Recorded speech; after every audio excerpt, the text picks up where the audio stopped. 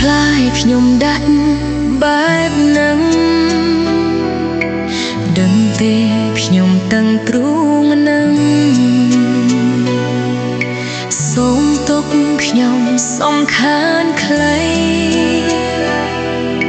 ខ្ញុំក៏ចេះអន់ចិត្តពេលខ្លះខ្ញុំឆាតទៅមួយខ្សែតែនាងក៏ខ្ញុំមួយម៉ាត់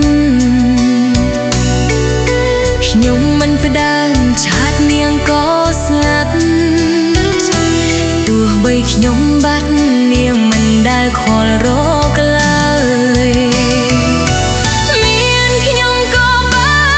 នអត់ខ្ញុំក៏បានតើសពថ្ងៃក៏យ៉ាងទុកខ្ញុំជាអ្វីព្រោះខ្ញុំធ្លាប់សំខាន់ប្រែជាអត់ដំឡៃព្រោះអ្វីយកជាសមមកស្អីណាមានខ្ញុំក៏បានអត់ខ្ញុំក៏បានខ្ញុំមិនស្មានខ្លាយទៅជាបែបនេះសោះពួកយើងធ្លាប់អែមហើមខ្លាយជាសម្បត្តិត្រង់ត្រូវ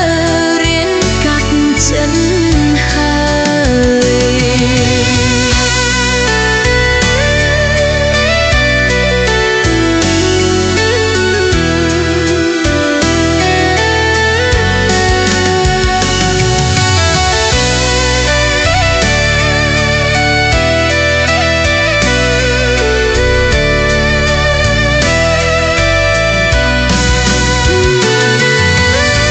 ខ្លះខ្ញុំឆាតទៅមួយខ្សែ